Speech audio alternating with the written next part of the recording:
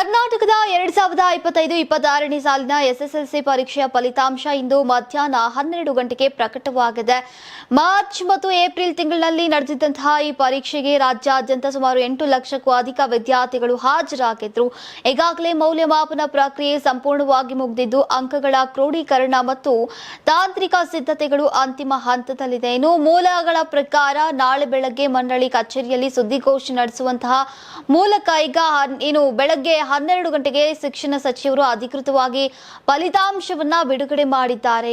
ನೀವು ಸಣ್ಣ ಆಗ್ಬೇಕಲ್ವಾ? ಅದು ಒಂದು ಉತ್ತಮ ಆಹಾರದಿಂದ ಸಣ್ಣ ಆಗ್ಬೇಕಲ್ವಾ? ಪ್ರತಿದಿನ ನಮ್ಮ ಜೀನಿ ಸ್ಲಿಮ್ ನ ಯೂಸ್ ಮಾಡಿ ಯಾವುದೇ ಸೈಡ್ ಎಫೆಕ್ಟ್ ಇಲ್ದಂಗೆ ನೀವು ಸಣ್ಣ ಆಗ್ತೀರಾ.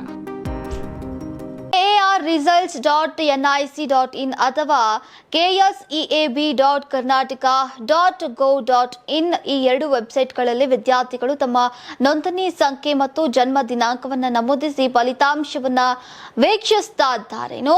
ಇಷ್ಟೇ ಅಲ್ಲದೆ ವಿದ್ಯಾರ್ಥಿಗಳು ನೋಂದಾಯಿಸಿಕೊಂಡಿರುವಂತಹ ಮೊಬೈಲ್ ಸಂಖ್ಯೆಗಳಿಗೂ ಕೂಡ SMS ಮೂಲಕ ಫಲಿತಾಂಶ ಕಳುಹಿಸುವಂತಹ ಶಿಕ್ಷಣ ಇಲಾಖೆ ವ್ಯವಸ್ಥೆಯನ್ನ ಮಾಡಿಕೊಟ್ಟಿದೆ.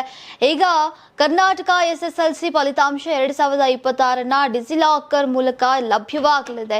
ಈ ವರ್ಷದಿಂದ ಅಂತಿಮ ಅಂಕಗಳಿಗೆ ತೃತೀಯ ಭಾಷೆಯ ಅಂಕಗಳನ್ನು ಪರಿಗಣಿಸಲಾಗುವುದಿಲ್ಲ. ಇನ್ನು 9,02,889 ವಿದ್ಯಾರ್ಥಿಗಳು ಕರ್ನಾಟಕ SSLC ಪರೀಕ್ಷೆಗಳಿಗೆ ಈ ಬಾರಿ ನೋಂದಾಯಿಸಿಕೊಂಡಿದ್ರು.